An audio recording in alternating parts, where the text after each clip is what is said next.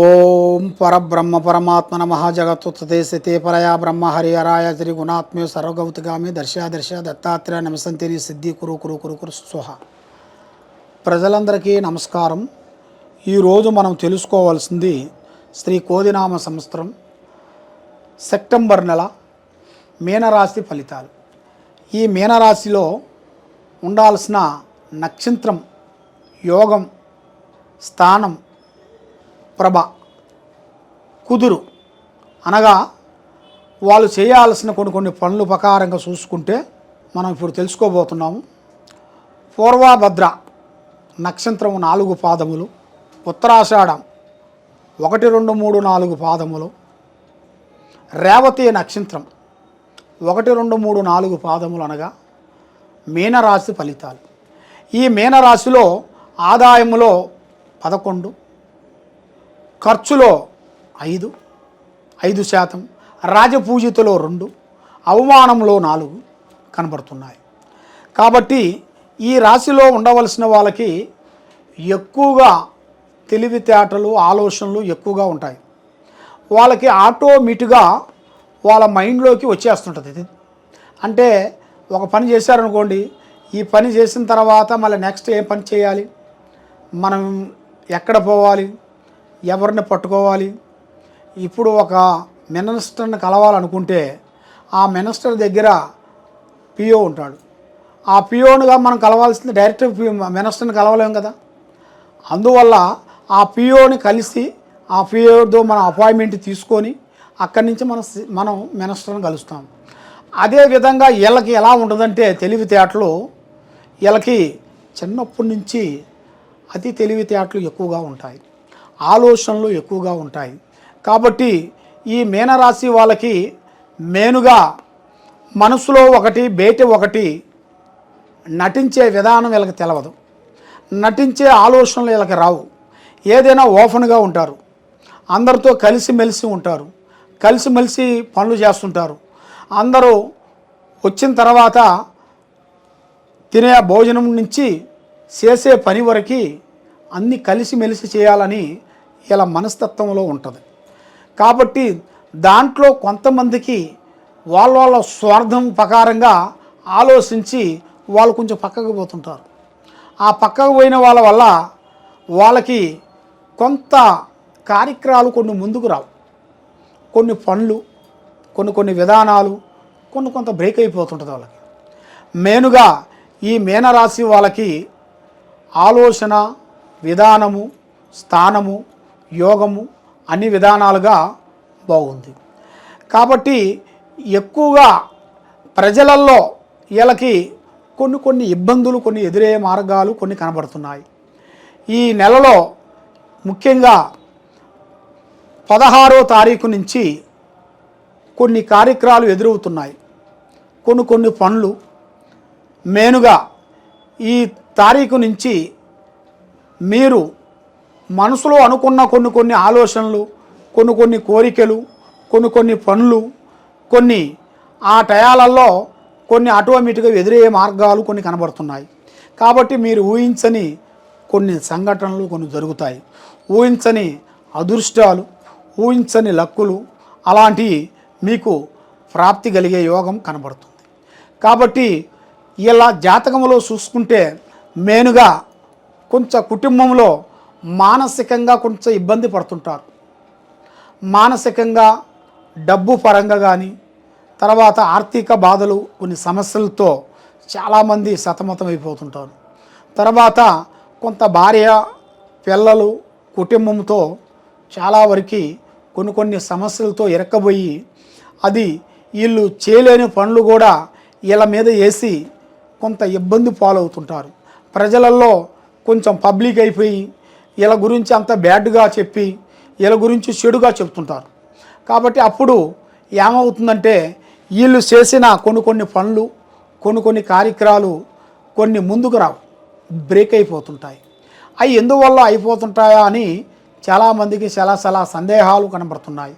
కాబట్టి ఈ మీనరాశి వాళ్ళకి మెయిన్గా 3 గ్రహాలు ఘోషిస్తున్నాయి.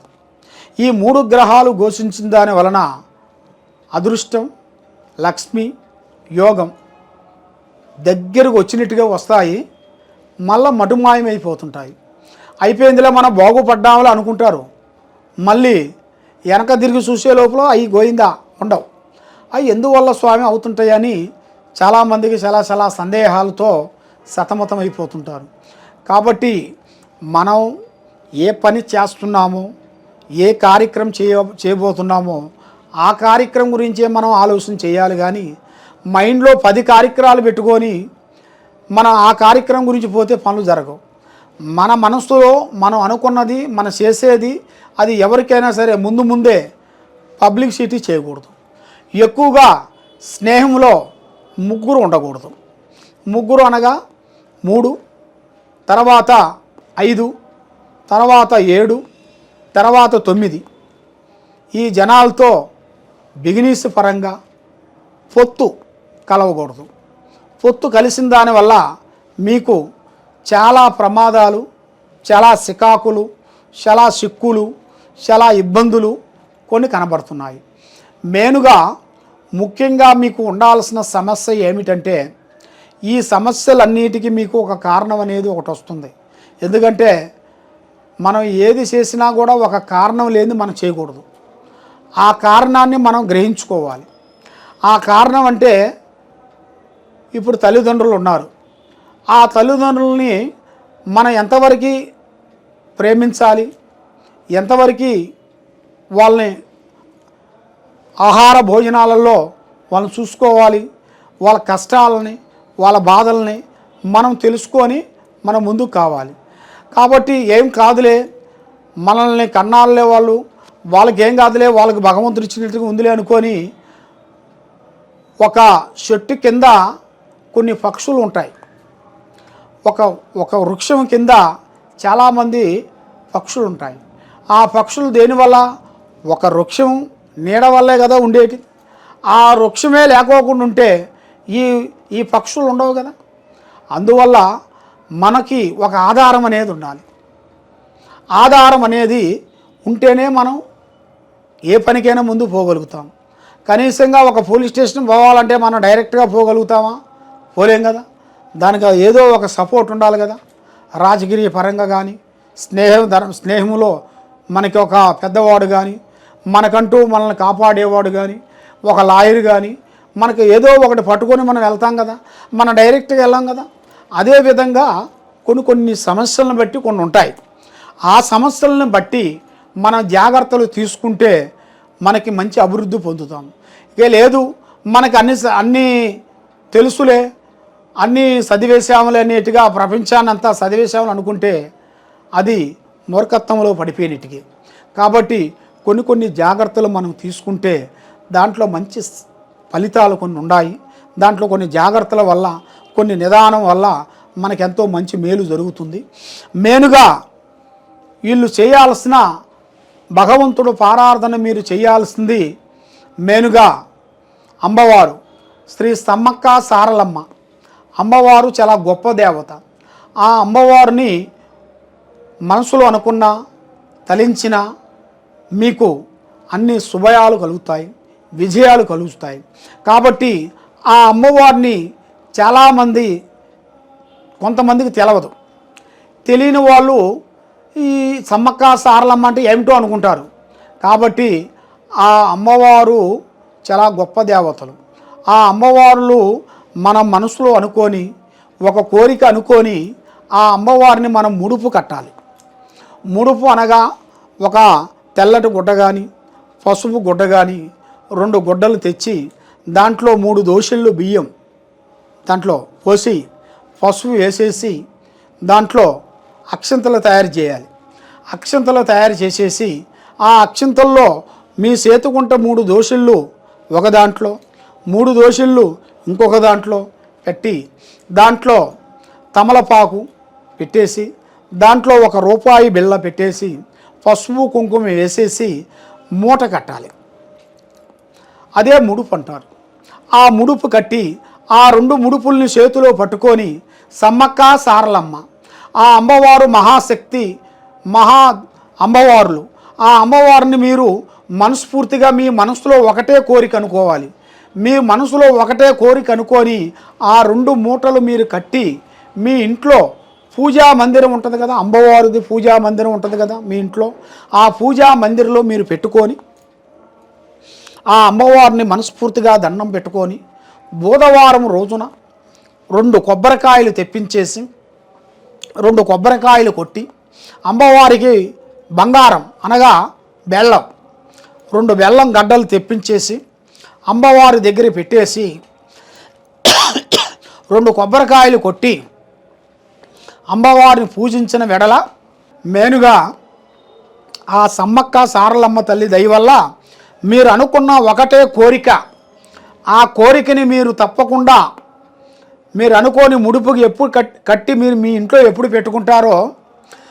చాలామంది స్వామి మరి ముడుపు కట్టమని చెబుతున్నారు, మరి ముడుపు కడితే ఎమ్మటే ఆమె దగ్గరికి వెళ్ళి సమర్పించాలి కదా అని చాలామంది ఫోన్లు చేసి చాలా సందేహాలు అడిగారు. కాబట్టి మనం ముడుపు కట్టినంత మాత్రంలోనే మనం పోయేది కాదు. ముడుపు కట్టి మనకి అమ్మవారి దగ్గర కానీ లేదు ఒక పైన ఒక స్టెప్పు మీదైనా పెట్టుకోవాలి. మన మనసులో అనుకున్న ఒకే ఒక కోరిక అది అయిన తర్వాత అప్పుడు ఆ రెండింటిని మనం తీసుకొని అమ్మవారి దగ్గరికి వెళ్ళి ఆ అమ్మవారికి మనం సమర్పించేసి ఆమెకు దండం పెట్టుకొని వస్తే మీలో ఉండాల్సిన కష్టాలు, నష్టాలు, దరిద్రాలు, దోషాలు, కర్మ దోష నివారణ శాంతమైపోతుంది. మీ మనసులో ఉన్న కోరికలు నెరవేరుతాయి, ఆరోగ్యాలు బాగుంటాయి, మనశ్శాంతి ఉంటుంది. కాబట్టి మీరు తప్పకుండా మా కింద ఉండాల్సిన నెంబర్కి మీరు సంప్రదించినట్టుగైతే మీకు ఎలాంటి సందేహాలు కానీ ఎలాంటి డౌట్ కానీ మేము చూసి జాతక చక్రం వేసి చూసి చెప్పగలుగుతాము. ఓం నమః శివాయ.